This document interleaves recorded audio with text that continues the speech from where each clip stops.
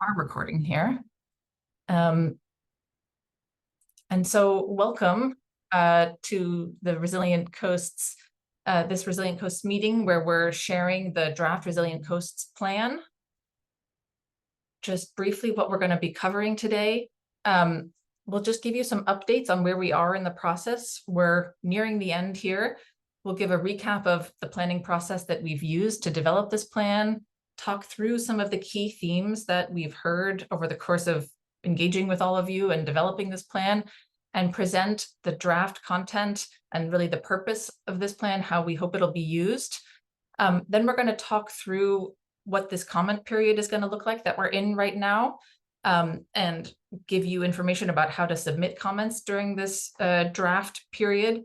I want to emphasize that this session today is for the purpose of asking questions and Q&A, but this isn't a place where we're formally gathering comments. So if comments occur to you today during the discussion, we really hope you will submit them in writing, and we'll give you the instructions on how to do that. Again, this is more for Q&A. We won't be formally recording the feedback we hear today, though you're welcome to share, of course. Just a couple of guiding principles for how we hope we'll interact with each other. And this whole process has been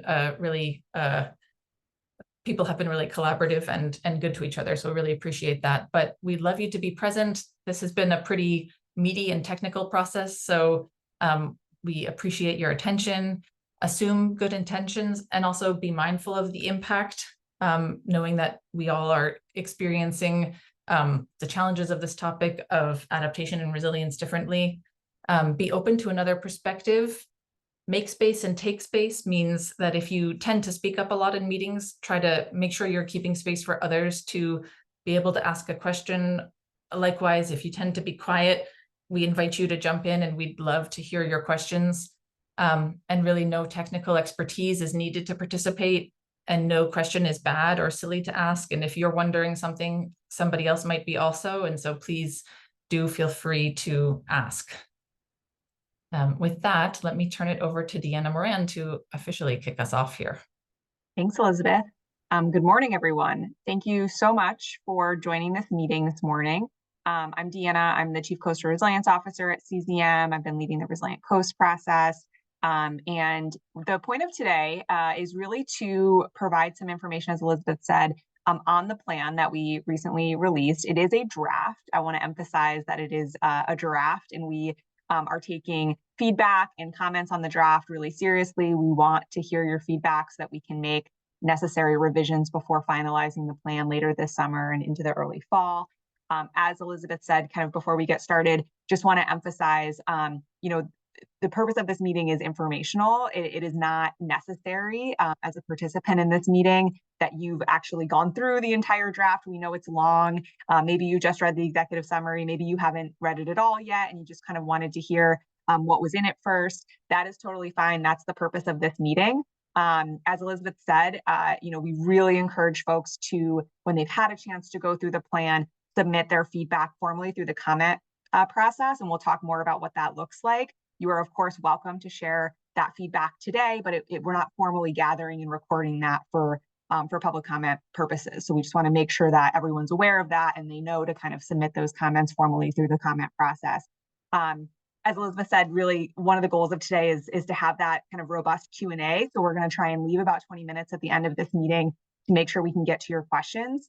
That being said, as your questions occur to you, please feel free to put them in the Q&A box.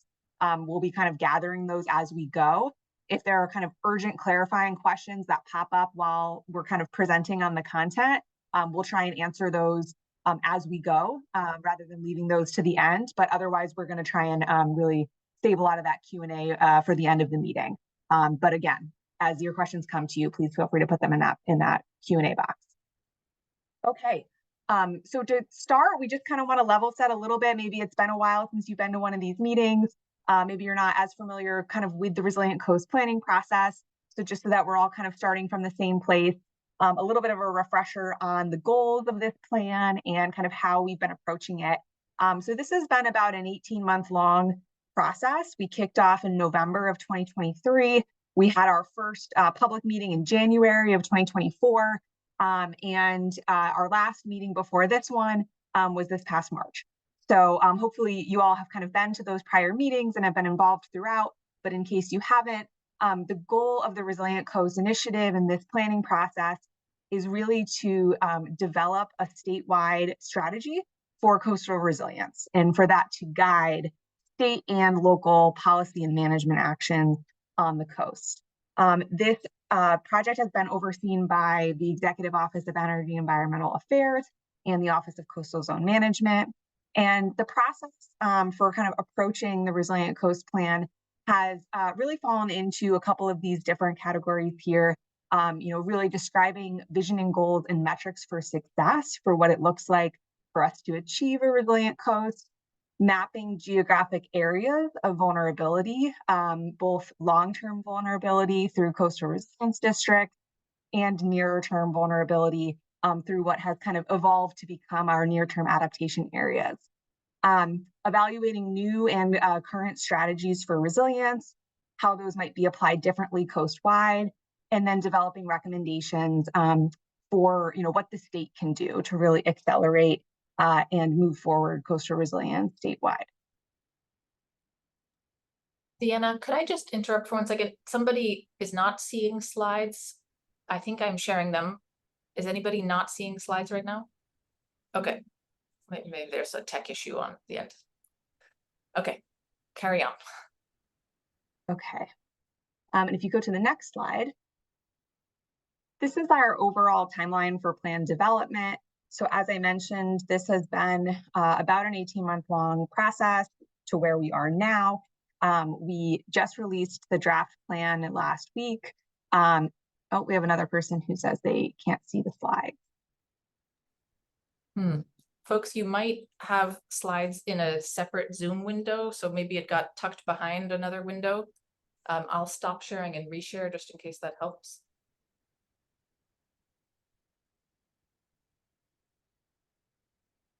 How is that? Okay. Mysteries. I think we're good now, Deanna. Okay. Okay, so this is where we are. Oh, great. Someone can see it now that couldn't see it before. So this is where we are in the overall timeline. As I mentioned, we released the draft plan last week. We are now kind of in a public review and comment period. And when that ends, we'll be going through public comments and making final revisions to the plan, and hopefully releasing that final plan late this summer or early fall.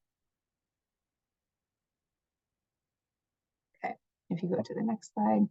This is just a snapshot of what that 18-month-long engagement process has looked like for folks who have been involved in this process over the last year or so. This will look familiar to you, but it's been a combination of public meetings like this one, as well as meetings with both an internal work group made up of various state agencies and secretariats, as well as an external task force. We supplemented that engagement with some targeted focus groups and community consultations with different stakeholders and constituencies. And as you can see, we've conducted over 65 hours of stakeholder engagement. We also conducted 2 online surveys that had about 190 responses coastwide. So all of that information was really critical going into the development of the plan. You'll see in the plan itself that there's a chapter on engagement where we talk a lot about the key themes that we heard during all of those different engagement sessions, and kind of how we connected the dots between what we heard and what we put forward in the plan.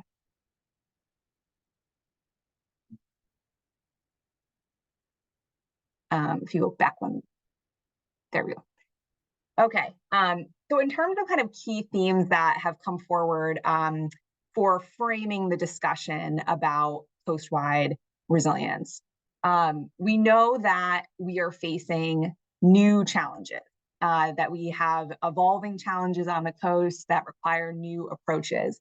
The way that we have approached coastal management in the past has really relied on stable rates of sea level rise and reliable patterns of tides and storms. We know with climate change that is no longer the reality, and that requires a different approach.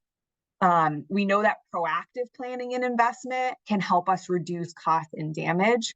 It will be much more expensive for us to react in the aftermath of extreme weather and disaster, and to be reactive in our approach than to be proactive in how we think about and invest in resilience.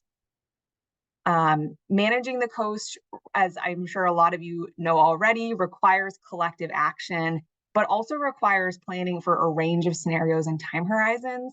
So you'll see that in the plan, we talk a lot about how different coastal resilience measures need to be phased over time. And communities really are already kind of looking at what makes sense for them on different time horizons based on what the projected impacts will be.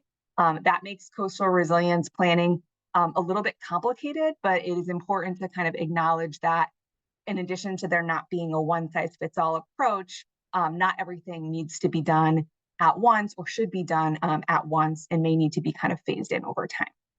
And then finally, we have an enormous amount of vulnerability in coastal Massachusetts. And I think a lot of you already know that, but the reality is that it will not be possible for us to completely eliminate all of our coastal risks. We've always lived with some amount of coastal hazard. And the goal of Resilient Coast and of coastal resilience statewide is really to significantly reduce those risks where we can. So acknowledging that, although we cannot completely eliminate those risks, we do need to shift towards longer term kind of resilience planning and investment. And that requires, making smart but often hard decisions about, how we manage the coast today and for future generations. Okay. So in terms of what is in the plan, we've got kind of two big sections of content. One is a layering of different information and guidance for local and regional efforts. So if you've participated in these meetings in the past, hopefully these topics won't be new to you. We've talked a lot about them. We have coastal resilience districts that we have proposed, and those are really to inform regional collaboration. And we've talked a lot in the past about how we approach delineating those and really trying to group together areas with similar risks and characteristics that could benefit from collaboration. Within those coastal resilience districts, we have near-term adaptation areas, which we've also talked a bit about in these meetings. But those are areas that we've mapped really focused on near-term flooding, which we've kind of defined as current to 2030s timeframe coastal flooding.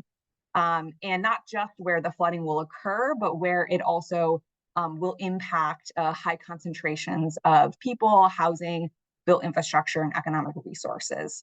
And then within those, we have all over the coast different coastal typologies. So we have about 7 coastal typologies, key coastal typologies that we've identified in the plan. They are very common across the Massachusetts coastline. They are not exclusively the coastal environments that we have. There are many more. These are kind of the most common and the ones that we felt made the most sense to call out and thinking about what are the right kind of coastal resilience measures based on the typology. And so not only have we identified what those coastal typologies are, but we have provided some guidance on what we think the most effective coastal resilience measures in some of those coastal typologies are.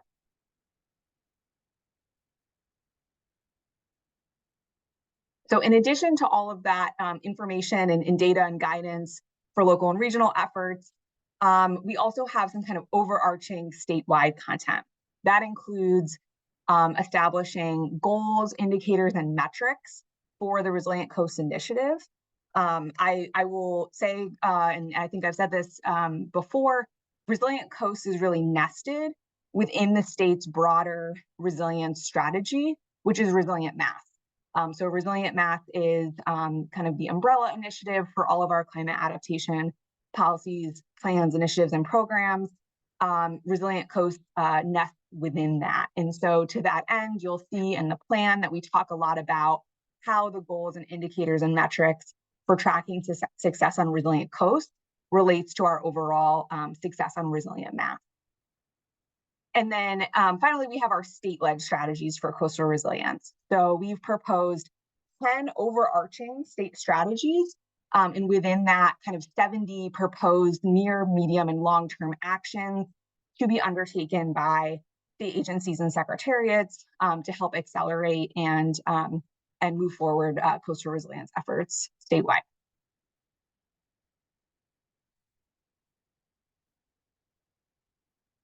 Okay. So on some of the more technical pieces, I'm just going to walk through, what you can expect to find in the plan.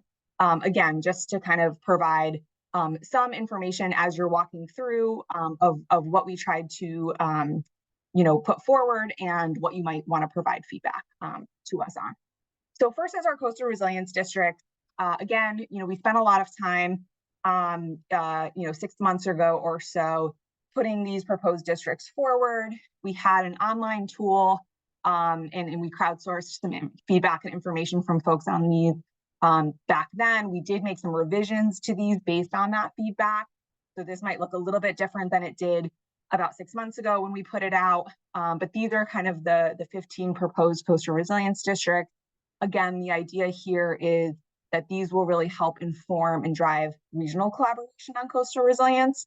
And they are representative not just of near-term coastal flood risk, but longer-term coastal flood risk. So looking out over that 50-year time horizon to a 2070s sea level rise scenario.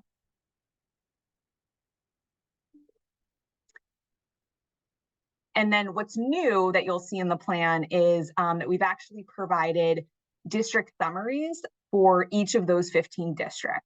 And this is just a snapshot of what you can expect to see in terms of summary information for those districts.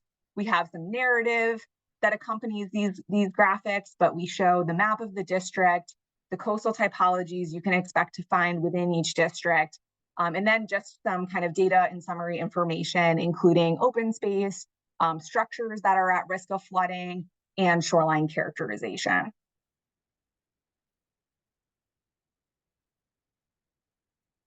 Next, we have the near-term adaptation areas. Again, we did a public meeting where we really walked through in more detail what our kind of approach and methodology was in mapping these areas, and we got a lot of great feedback from you all at that point that we did incorporate into that analysis. But the goal of these near-term adaptation areas, if you go to the next slide, Elizabeth, is really to map and highlight areas that have high near-term coastal flood risk to people, infrastructure, and economic resources. And we did map each of these sectors individually, but as you'll see in the next few slides, we also looked across sectors to see which areas had kind of high cross-sector vulnerability. And for that part of the analysis, we really narrowed in on the areas where we were seeing vulnerability that fell into the 85th percentile and categorized that as having a very high concentration of vulnerability. So this probably looks pretty similar to a couple of maps that we showed a few months ago when we were kicking off this analysis. It is demonstrating what that vulnerability looks like coast-wide for each of these sectors. One thing that you'll find in the plan is that when we present this information at the coast-wide scale, we do show it using the full census block group boundaries. That is really purely for visualization purposes, because if we were to limit this to just the area that is within the floodplain extent, it would be really hard to see at this scale. And so what that means is that there are, depending on the size of the census block groups in different parts of the coast, on the map, it might look bigger than what the actual floodplain extent is. And so what we've done is in an appendix that's available on the Resilient Coast site, along with where the plan documents are, there's an appendix that shows all of this data at the Coastal Resilience District scale. I would really encourage folks to look through that appendix, because for that scale, we are able to kind of clip or limit the extent of the data to the floodplain. It's for the 2030 floodplain. And so you can kind of get a better sense, a more granular idea of kind of where that flood risk is. So this, just keep that in mind when you see these coast-wide maps. it may appear a little bit larger, and that's really just for visualization purposes. And so this is an example of what I was just describing. For these particular maps, what we're showing is that cross-sector vulnerability. So as I mentioned, for cross-sector vulnerability, what we really focused in on is places that we were seeing that 85th percentile, so that very high concentration of vulnerability in one or more of the three sectors, with, again, the three sectors being people and housing, built infrastructure, and economic resources. And so these are examples of what you can find in that appendix. Here we're showing the results for the Saugus Watershed Coastal Resilience District and the Mystic Charles Watersheds Coastal Resilience District. But we do have them for all of the coastal resilience districts in that appendix. Okay, for place-based guidance on resilience measures, this is really where we have that intersection of the key coastal typologies that we've identified and a suite of coastal resilience measures. I want to say at the outset that the coastal resilience measures that we include in the draft plan are in no way an exhaustive list of every coastal resilience measure that could be, applied in an area. We had to kind of narrow it to a short list, and so there are 23, and they really represent what we find to be kind of the most common approaches, or the most kind of tried and true coastal resilience measures that are used in Massachusetts. So know that it's not an exhaustive list. We welcome feedback from folks on if you think something is really critically missing from that list, but those are the ones that we have settled on. Okay. As a reminder, these are the coastal typologies that we focused on. So we've got coastal floodplains, which includes both kind of current and projected coastal floodplain now through 2070s, barrier beaches, salt marshes, coastal banks, tidal river floodplains, beaches and dunes, and ports and working waterfronts. Obviously, these categories are fairly broad. There is a lot of variation within these different typologies. You might have a very densely developed coastal floodplain. You may have a very sparsely developed coastal floodplain. And that is true for a lot of these different typologies. And we do talk a little bit about how to think about that variation and how some of those other characteristics might inform your decision making about how you apply different coastal resilience measures in different areas. As I mentioned, there's 23 coastal resilience measures total in the plan. They can each be categorized in one or more of these types of strategies. And so, we showed this slide kind of earlier on in the planning process, but these 5 categories are pretty common in the coastal resilience field.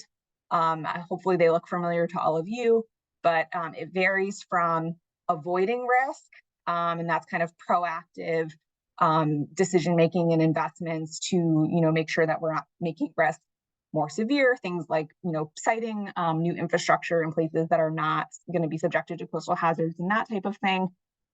Restoring, accommodating, which is kind of letting floodwater in, protecting, which is keeping floodwater, and then retreat. So relocation, strategic relocation of people, property, infrastructure, and other assets. And then we've also, you'll see in the plan, and I'll show a snapshot in a second of kind of what you can expect to see for each of the measures. But we provided a suitability ranking. I want to emphasize that this is a qualitative suitability ranking. And, I imagine that we will get some great feedback from all of you on these. But it's a suitability ranking from poor to high. And what this is really intended to indicate is, should this kind of be on the list for things that you consider for a different coastal typology? Poor is really indicating that a resilience measure is kind of unlikely to be effective in that particular coastal typology. It may not be impossible. It may, under this right set of circumstances, work, but it more likely than not is probably going to be not as effective as some other measures. Limited is the trickiest category because, as I mentioned earlier, a lot of those coastal typologies have a really wide variety of characteristics. And so if you take the coastal floodplain, for example, depending on where in the coastal floodplain you're working, you might be in a high wave energy environment. And in that particular section of the coastal floodplain, there are going to be some coastal resilience measures that are either not going to work as well or are going to work better than in other places. And so the limited category is really intended to signify that it depends, essentially. And we, for a lot of the measures, will indicate some of those characteristics that you would want to look more closely at to determine whether or not the resilience measure is likely to be effective in that typology based on those characteristics. And then the high suitability ranking is just indicating that more likely than not, this resilience measure would be effective in this coastal typology. Okay, so this is a snapshot of what you can expect to find in the plan for each coastal typology and each resilience measure. So we start by just giving a summary of all 7 of those coastal typologies, describing kind of what makes them unique, what their different climate-related challenges are, and what some of their development challenges are. And then we, from there, provide a one-page spread on each of those coastal resilience measures. There's a lot of information on these spreads, but we describe kind of what the measure is, what are some of the, as I mentioned, kind of those characteristics that you would want to take into consideration when you're deciding whether or not this measure would be effective where you're working. We provide that suitability ranking by coastal typology, and then we provide some information about the coastal hazards that this measure would address, things like implementation scale, cost, difficulty, design life, things like that.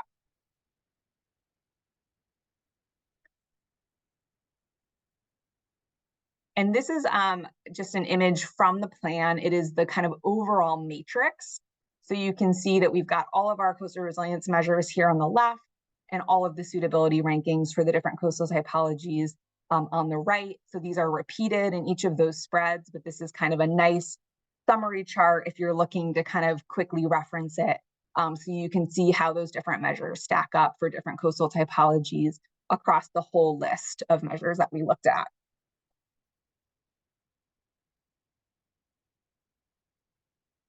Okay, and then proposed, this is our last section. So proposed state-led strategies and actions. As I mentioned, this is really categorized across 10 overarching strategies. The strategies, as you'll see, are kind of broad, and that's intentional because these are strategies that are intended to kind of live on over the 50-year time horizon of the plan. They're not, going to be implemented or achieved in, a 1, 2, or even 5-year time frame. They are things that we're going to have to continue working on for many decades. And so they are accompanied with proposed state actions that fall into a near, medium, or long-term proposed time frame to kind of get us started on implementing these strategies. So if you go to the next slide, you can see the first 5. So I'll just kind of read through them. So the first one is focused on identifying and investing in district and regional scale projects and partnerships. So this is, as you'll see in the plan, a big theme of Resilient Coasts is wanting to scale up coastal resilience measures so that they are more efficient and cost effective. It is not necessarily the case that there is always going to be a logical district or regional scale solution to every coastal hazard in every place across the coast. So municipal and kind of more targeted actions are going to continue to be important, and they're part of the strategy, but we want to make sure we're identifying those opportunities to scale up projects where they do exist. Increasing the resilience of new and redevelopment. This was something that we heard a lot of support for through these meetings, wanting to make sure that anything that we're building new, both development and infrastructure, is based on the best available science, and that we're being smart and strategic about where and how we build those things. Requiring state investments to be informed. So again, a lot of support for this through the public process, but really wanting to be smart about how we spend state dollars and making sure that where we are investing state money that is being done, with climate change in mind, and it is climate change informed. And especially where, the state is making decisions about its own assets, facilities, infrastructure, that kind of thing. Acknowledging the fiscal realities. So we've talked a little bit about this in previous meetings, but the need for coastal resilience at this point really far outstrips the resources that we have available, and likely will continue to do so. And so we want to make sure that we have a method for prioritizing investment and making sure that we are really targeting those resilience actions that are going to have the greatest impact and have them and really maximizing long-term reduction of risk. And then supporting communities in identifying and reducing their existing risks. So we know a lot of our communities have buildings and infrastructure and people in harm's way now that need a strategy. And so this strategy is really all about what the state can do to support coastal communities in that work and make sure that we are both simultaneously reducing fiscal and physical risk to people, buildings, and infrastructure, and also educating residents and property owners about those risks.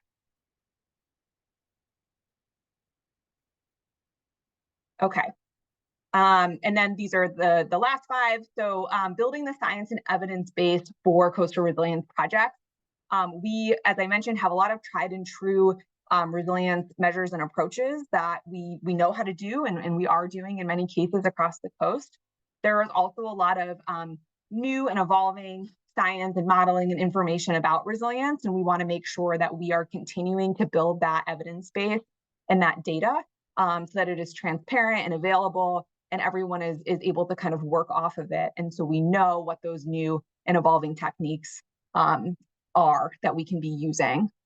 Investing in protection, restoration, and enhancement of our natural and cultural resources and protecting public access.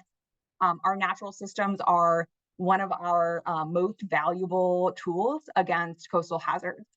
So identifying those places where we can leverage existing coastal systems like salt marshes to provide that buffer alongside numerous other coastal habitat and water quality benefits. Investing in emergency preparedness and response. So we know that we can do everything that we can to be proactive and plan and invest for resilience, but we will still need to respond to extreme weather. We will still see storms and flood events, and we need to be prepared to deal with those as they come up, especially as it relates to things like evacuation and access to critical infrastructure for our residents. Supporting and incentivizing voluntary relocation of people, infrastructure, and other assets.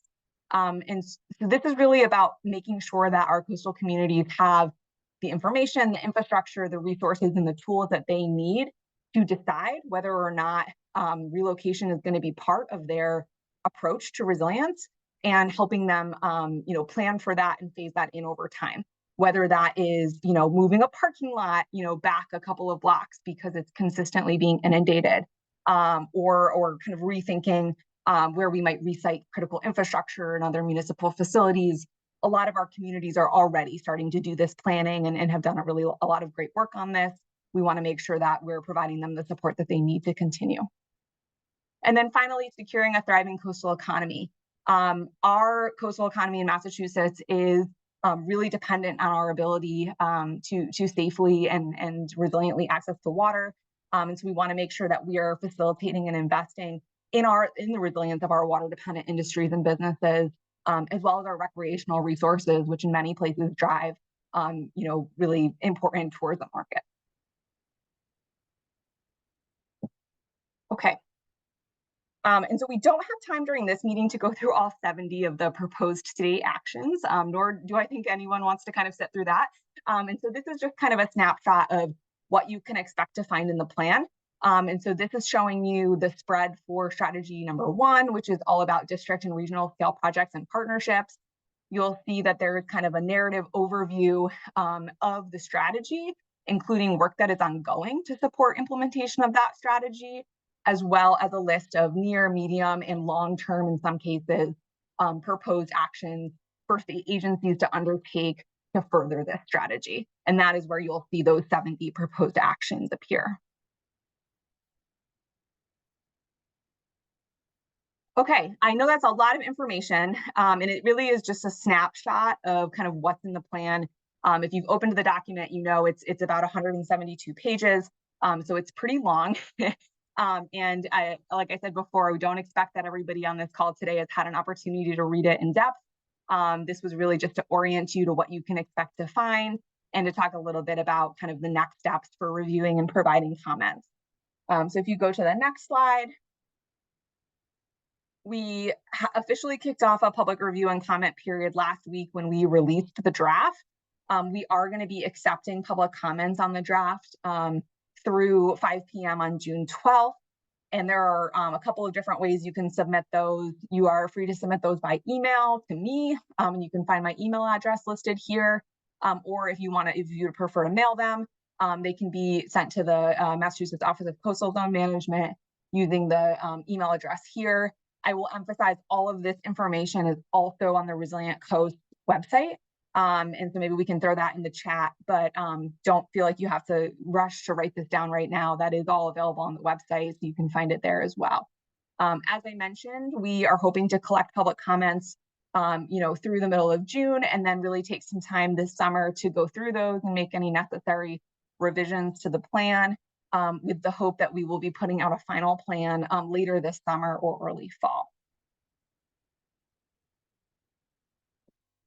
Okay, and with that, we can open it up to Q&A. Great. Thanks so much. And we've already got a few questions that have come in, so we can start addressing those, and folks feel free to put your questions in writing in the Q&A. You may also raise your hand and ask a question verbally, but maybe we'll get started on some of the ones that have come in, Deanna. Great. Okay, so maybe I'll take this one about state support first. So the question is, what kind of state support is, and if people can mute if they're not, if they can go on mute, that would be helpful. So the question is, what kind of state support is already planned or allocated for implementing these measures, and what potential state support could, I think we're hearing one of the interpreters. We are, the Haitian Creole interpreter. I'm gonna see if I can, okay, she has muted. Okay, go ahead, Great. Deanna. Okay. So just to repeat, so the question is, what kind of state support is already planned or allocated for implementing any of these measures, and what potential state support could municipalities advocate for? Great question. So in terms of state support that is, ongoing or planned, we do have a number of existing grant programs, including the Office of Coastal Zone Management's Coastal Resilience Grant Program, which actually just released its most recent RFR. So that is kind of an active funding opportunity that you can find more information about on our website. But we have, that program is about a decade old, and we've been partnering with coastal communities for over 10 years on coastal resilience projects across the coast through that program. So that funding source, is available now. Many of the measures that we talk about in the plan, are grounded in work that we've seen those coastal communities do in many cases through that grant program. We also have the Municipal Vulnerability Preparedness Program, which obviously is broader and covers resilience beyond coastal resilience, but that also is a great funding source for our municipalities in implementing some of these measures, and also nonprofits. So we're continuing to at the state try and grow those programs, and they have grown in size and funding amount over the last few years, and we hope that trend will continue. In addition, I will just flag that the administration will soon be filing an environmental bond bill, and the big focus and theme of that bill will be resilient coasts and coastal resilience. And so we will hope to see some more support for these efforts there as well. And in terms of what municipalities can do, we do talk a little bit about in the plan some of the different resilience measures that are related to funding, and sometimes kind of non-traditional financing. So for example, transfer of development rights is mentioned in the plan. We talk a little bit about how that works and how municipalities in Massachusetts can leverage transfer of development rights without, kind of having a distinct public funding source. And we also talk in our state-led strategies about our intention to look at some of the existing statutes that allow municipalities to leverage things like fees in special tax districts to make sure that those statutes are allowing municipalities to use those tools for coastal resilience. So we want to make sure that we're creating the flexibility for coastal communities to use those tools for these types of projects. Great. How about we go to a live question from Heidi? Sure. Hi, Deanna. Thank you so much for all the great work on this. It's amazing, all the information that you've compiled and the good strategies that you have here. I have a question. I think, I've asked you this earlier in the process, and I just wanted to know kind of what the current thinking is on the near term, the 2030, where you evaluated like the built environment and economy and community impacts, but did not do a similar kind of analysis for natural resources. If you could give an update on what the next steps are on that. And then a more specific kind of follow-up question is on salt marsh restoration. And I noticed that the platform restoration of all the ditches and embankments it's kind of buried in there on pages 202, 203, and not really highlighted as an important thing, even though there's thousands of acres that are planned for that. And I wonder if there's any rationale behind that. So sort of two questions. Yeah, great questions. I'll take the near-term adaptation area question first. So you'll see in the draft plan that we talk a little bit about the kind of rationale for why we were unable to do that for the natural resource sector at this point and kind of what some of the next steps are. But we were able to provide some preliminary analysis by Coastal Resilience District. And so we really focused in on two coastal resources, salt marsh kind of being the main one, and there's some information in the plan about both potential salt marsh loss and migration potential by Coastal Resilience District. So we have those summaries in the draft, and we also have a technical appendix that can be downloaded where we talk in more detail about kind of what our approach was there, but we really relied on the SLAM data that I know you're familiar with. And so we kind of have that preliminary analysis, which does provide us a picture of kind of, salt marsh vulnerability in a very preliminary way by Coastal Resilience District. We also looked at publicly accessible beaches. So that was intentional, that we focused in on kind of the publicly accessible beaches, and we define that as beaches that they could be privately owned as long as they are publicly accessible. So, reservations like the ones that the trustees manage and that kind of thing are included in that analysis. But what we're looking at there is public beaches that we are flagging as being at kind of a high vulnerability for erosion and loss. And so we talk in that section about some of the different metrics that we have used to determine kind of where we think that there is high vulnerability for that.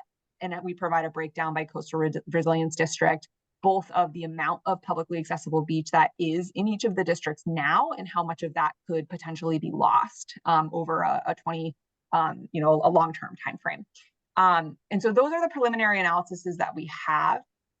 In terms of next steps, and I know I've said this in previous meetings, one of the reasons that we didn't do as detailed of an analysis for near-term adaptation areas for natural resources is because we felt that it needed a much more robust stakeholder engagement process than we had time for through Resilient Coasts. And so that would be kind of the immediate next step, is kicking off a stakeholder group to really help kind of develop a scope around what that would look like.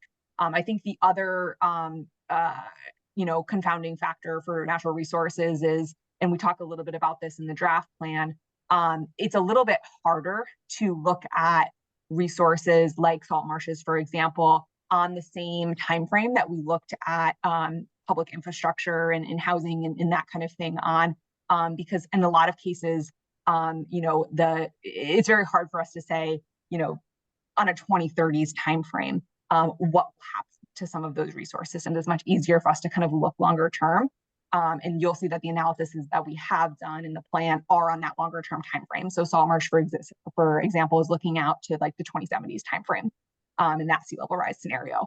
And so that kind of requires its own unique approach as well.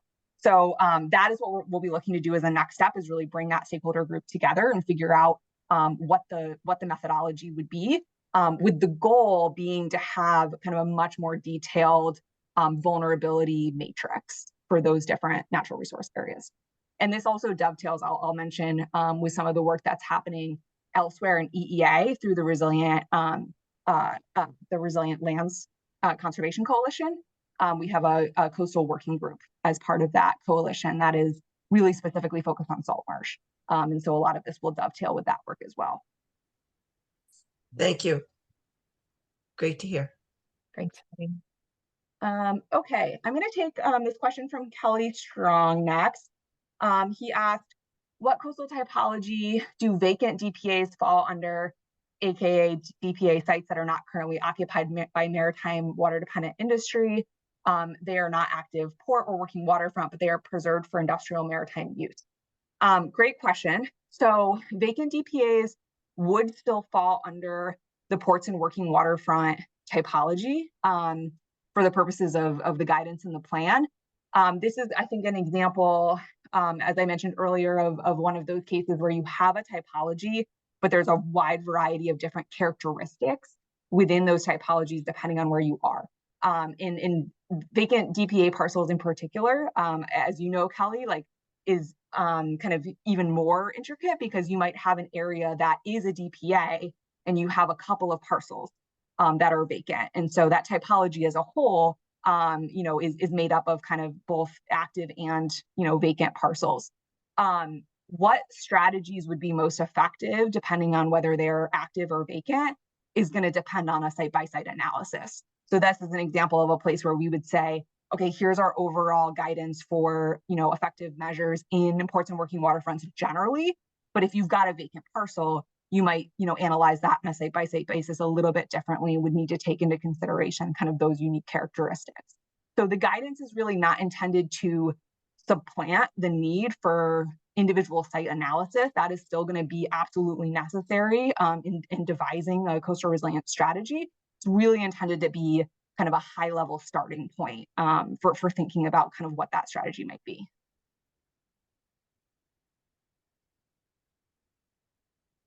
Thanks for the question, Kelly.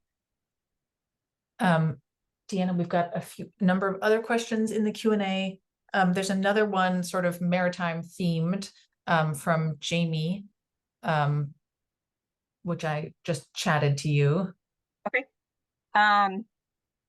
Yes, so so the question is, marinas and boat yards need water proximity and have intense self-interest and resilience and adaptability. Are these unique water dependent uses intended to be treated differently or the same in the planning? Can they be encouraged as ideal use areas which flood because they still generate economic benefit from land which otherwise is disfavored for development? So I think my answer here is, like, insofar as you're asking, are these areas being treated differently for planning purposes? Yes, that's why we've broken out a port and working waterfront category, and it's actually one of the only kind of, arguably man-made typologies that we have highlighted for that exact reason, because even though, ports and working waterfronts actually often overlap with the coastal floodplain typology, they are unique and they do have unique planning and resilience needs for this exact reason, that kind of water proximity reason. And we do talk a lot in the plan, both kind of in the summary of ports and working waterfronts as a coastal typology, as well as for the suitability rankings for different measures about that. And, this is one of the unique typologies where you will see that there are a lot of resilience measures that we have ranked in terms of suitability as limited, because it really depends on what that parcel is, what is being used for. Maybe it's for offshore wind, maybe it's a salt pile, maybe it's a staging area for cars. Whatever it's being used for is really going to inform what the appropriate strategy is. And when we met with, port operators and other maritime stakeholders through this process, we heard really a wide range of feedback and opinions on what good resilience strategies would be for them. Some of them said, there is infrastructure that I have on my site that I could elevate. And others said, I really can't because I have to preserve, that land to water connection. And so this is a tricky one. And yes, we do acknowledge that they have very unique resilience needs and will need to kind of be treated differently and, have their own kind of set of guidance. Thank you. Yeah. Thanks, Jimmy. Anybody else want to chime in? Anybody want to ask a live question? If so, please raise your hand just so I can find you. Kelly has his hand up. Yeah, Kelly, go ahead. Yeah, thank you for doing this. And thank you for including the maritime industry in some of those discussions you were talking about, Deanna, and to everybody else on the team. Just one thing that, and I'll be frank, is a little troubling to me is when I look at the acknowledgements, when I read through about the stakeholders, external stakeholders task force, who represents the maritime industry on that? I see a bunch of organizations on there, and I don't even see Massport in the internal working group.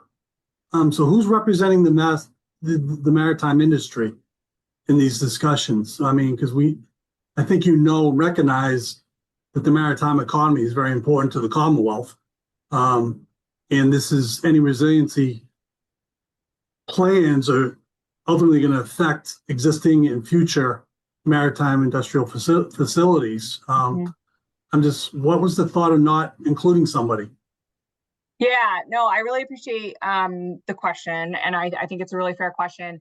I personally cannot speak to the formation of the external task force because it was created before I joined CZM. I would say you're correct. I looked through the list and I don't believe we had, someone from the maritime industry explicitly on the external task force. And so our approach to that, through as you know, over the last like 6 to 8 months, was to really supplement the guidance and the feedback we were getting from groups like the external task force with focus groups and one-on-one meetings with key constituencies. And so we did have a number of separate focus groups and meetings with port operators and other maritime stakeholders, and including a couple of groups, I'm grateful you helped us put together. We also had a group of community liaisons that were helping us throughout the process, connecting with their networks. And one of our community liaisons was from the Mass Lobstermen's Association. So we had that representation there. Massport was not formally on our internal work group, but we did communicate with them pretty regularly throughout the process and had a number of individual one-on-one meetings with them, including kind of soliciting their input on all of the port and working waterfront guidance that we included in the draft ahead of putting the draft out. So we were able to kind of incorporate that feedback early on. I agree with you. I think it's clear from the plan that a goal of ours is to make sure that we are representing and protecting our coastal economy, and that in large part includes our, it revolves around our maritime industry. That it's one reason that we are really grateful that you and others have been really involved in this process, and hope that you will continue to be and will provide us with, your feedback on this draft so that we can incorporate it into the final. And we are, I'm absolutely happy to meet with you, Kelly, and others during the comment period, if that would be helpful too. Yeah, no, I appreciate that. I mean, this is a daunting task, and it might have been just missed, but I respectfully ask going forward if some side group task force going forward is to be created that, request that you really strongly consider including somebody from the maritime industry. And of course, I'll be as helpful as I can in getting you that person, but I think it's important that we're on there. I don't want to be in a position where we're at odds with the state on something that comes out where we could have maybe avoided a conflict. So, right. Thank you. Yeah. Absolutely. No, thank you for the comment. The other thing I'll just mention, because I forgot to mention it, is we are also, a lot of folks know that we are kind of simultaneous to this initiative, also actively doing a DPA assessment. And so we are kind of working internally at CZM to crosswalk those two things. And I know there's been, I haven't been directly involved in the DPA assessment, but I know there's been a lot of stakeholder engagement on that as well. I think you've been involved in that, that process. And just to, and I don't want to dominate the time here, but just follow-up question is, you know, the state taking the bull by the horns here, so to speak, and doing this. I mean, what type of authority do you see that the state has over controlling what are happening in the municipalities? Because there are, you know, Boston's doing its own study with the Corps of Engineers. I know the Lower Mystic. There's a bunch of cities, including Boston and Somerville and Chelsea. They're doing their own kind of analysis. Yeah. I mean, is there, you know, will the states plan trump the municipalities? I mean, how will that work?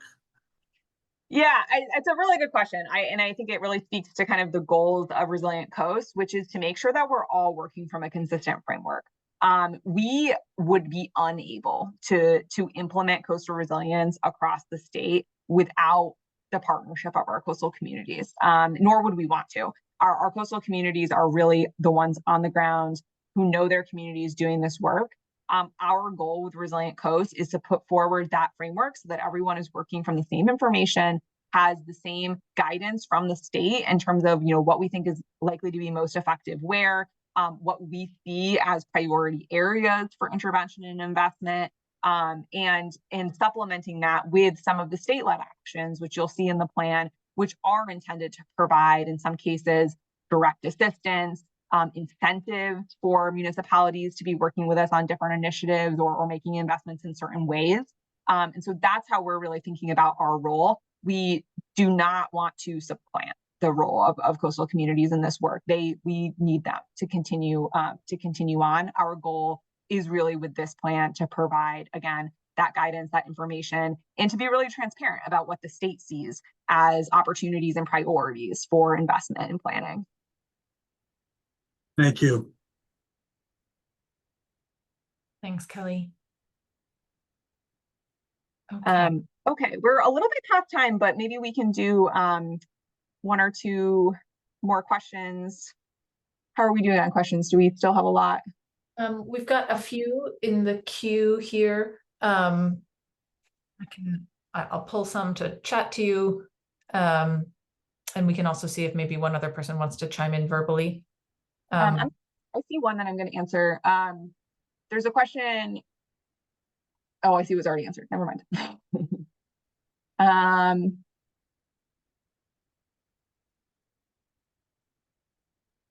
And folks, if we're not able to address your question right now, we'll do our best to follow up with you if we run out of time.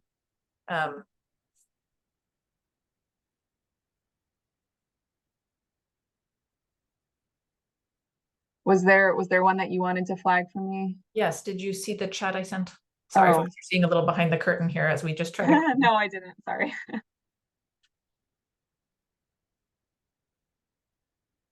you want to send it again? Oh, yes, sure.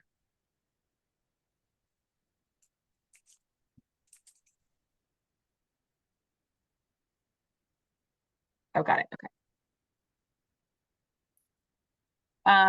Okay, so the question is, how do you expect this work to impact or enter the conversation regarding development in these vulnerable coastal segments? Can you provide some direction for some of these conflicts underway in future? So I mean, I think my answer to this would be really similar to what I had just explained to Kelly about kind of what we see as the state's role and what the role of Resilient Coast is. Obviously, our coastal communities are the ones on the ground making a lot of decisions about development. You'll see that a lot of our proposed state strategies are intended to support our coastal communities in that work and make sure that, you know, it's clear what the state's guidance is on that.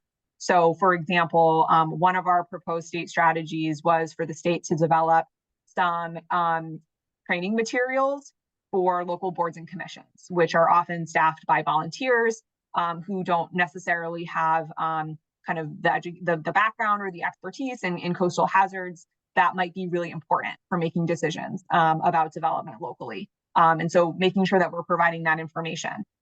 You'll see another one of the proposed strategies in the plan is to have statewide requirements for flood risk disclosure. So that, doesn't speak as much to kind of new development, but would require, when transactions are made, locally across the state, that there is disclosure of flood risk as part of those transactions, again, to help kind of increase information and awareness about flood risks coastwide.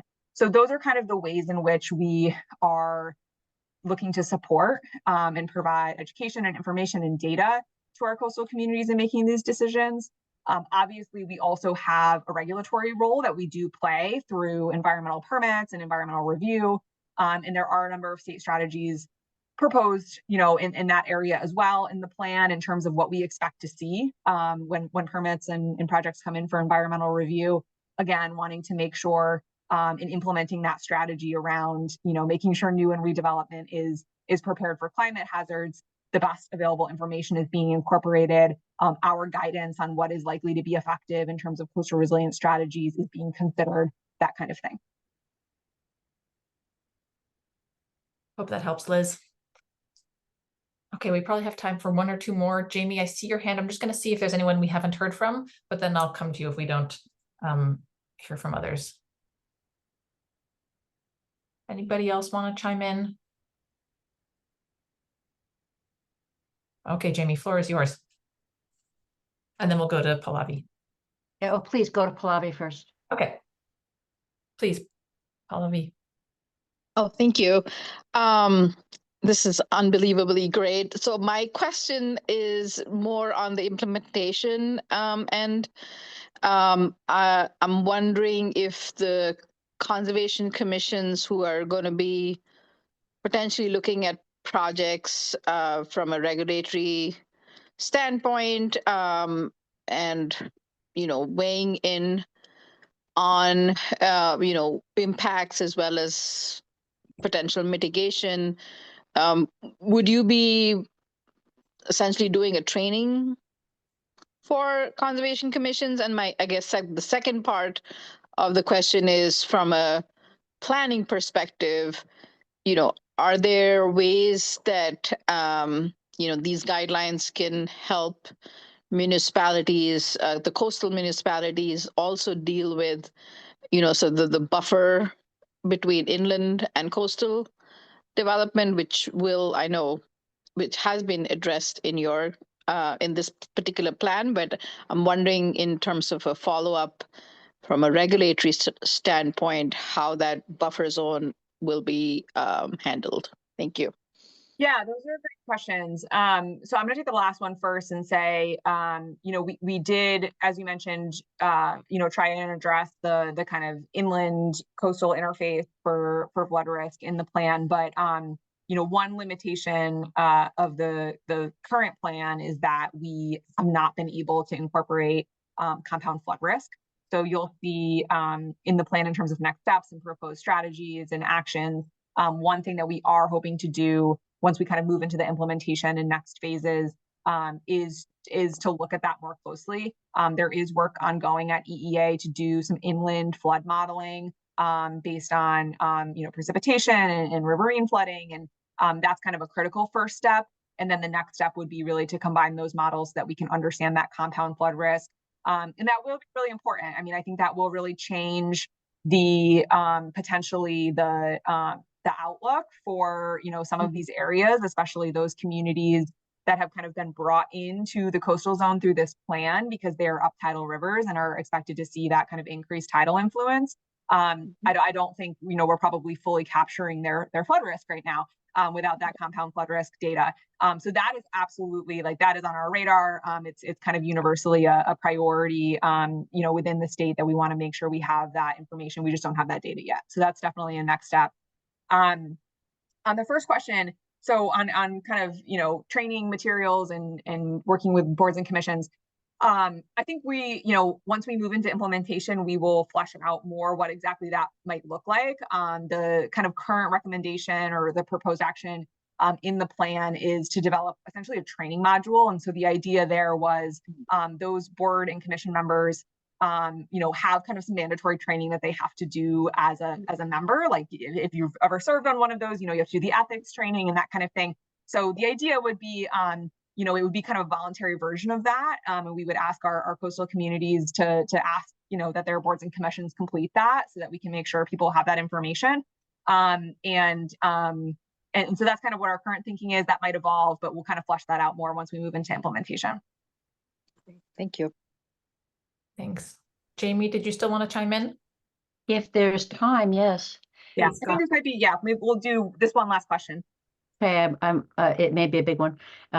Personally, I'm a big fan of wild and scenic rivers, beaches with just my dog, my kids, and my husband in that order. But especially, I have a lot of experience with technological solutions that have worked well in flooding situations, in climate adaptation.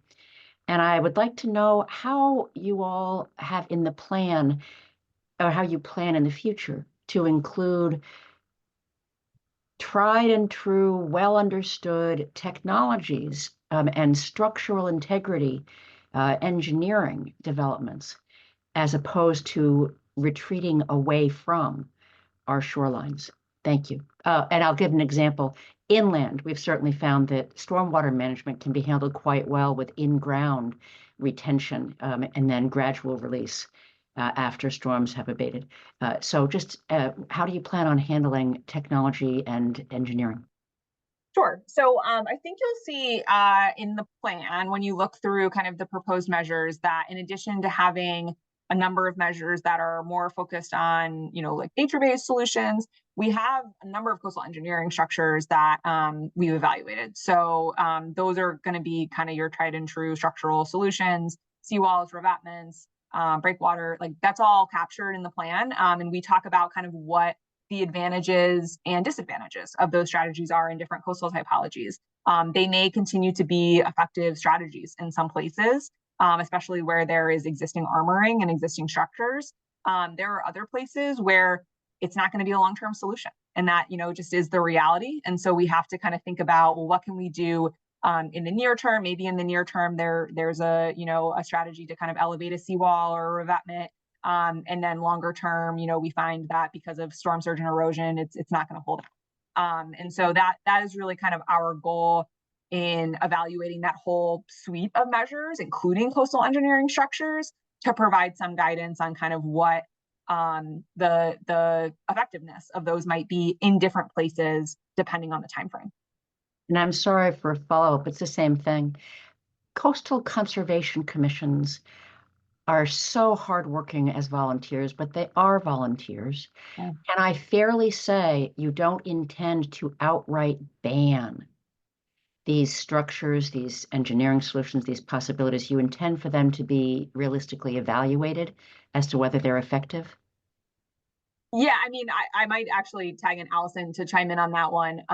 But I mean, there are existing regulations, as I know that that do limit the construction of new coastal engineering structures in some places. This plan, our strategies, our proposals do not, overturn that apple cart. Like those are existing regulations. And so everything that we have proposed is within that existing regulatory framework. Are we proposing to in any way further restrict that? The answer is no. We're not proposing regulatory mechanisms through this plan that would do that. But I think what we are doing is providing the guidance on, where those measures are more or less likely to be cost effective, right? We don't want to spend a lot of money on elevating, seawalls and revetments in places where it's only going to be, a kind of Band-Aid solution for the next decade or so. Understood. Thank you. Allison, did you want to add anything on that? I think you covered it, unless you had further question, Jamie. No, I so enjoy this dialogue. I could go on forever, so I'll just say thank you. Well, thank you all so much. These questions were really thoughtful and really appreciate the time you've already given to looking at this report. And we'd love more feedback and comment to help us, sort of refine, as Deanna mentioned, over the summer. So you have until mid-June to provide comment. I'll put that link in the chat just one more time, so folks can see the plan either in one big PDF or in separate chunks and be instructed in how to give comment. Let me turn it to Deanna to close. Great, thanks, Elizabeth. Thank you all. Your participation in this process has been so valuable. We hope that you can stick with us through this comment period and hopefully make it through the plan. We know it's long, it's really meaty. Hopefully we've given you the amount of time that you need to kind of make your way through it. For folks who are interested in some of those additional appendices, they are all in the same place on the website where you can download the draft plan. In particular, I would encourage folks to look at that appendix that has the near-term adaptation areas mapped by Coastal Resilience District. That's going to give you a lot more detail and a lot more granularity on that than you'll see in the full plan. Because as we talked about, the scale of that data is represented coastwide, which is a little bit harder to see. So know that that appendix is there. Please feel free to reach out to me if you have any questions, especially during the public comment period. But yes, please get your comments into us. We really do read them all and consider them. And we have made multiple kind of revisions and changes to the plan content over the last, 18 months in response to public feedback. So it is really important to us. It is not time wasted. We know you're all really busy and really just kind of appreciate your continued participation. So feel free to reach out to me if you have questions in the meantime, but hopefully we'll look forward to seeing comments from all of you in June. Thanks, everyone. Thanks so much, everybody.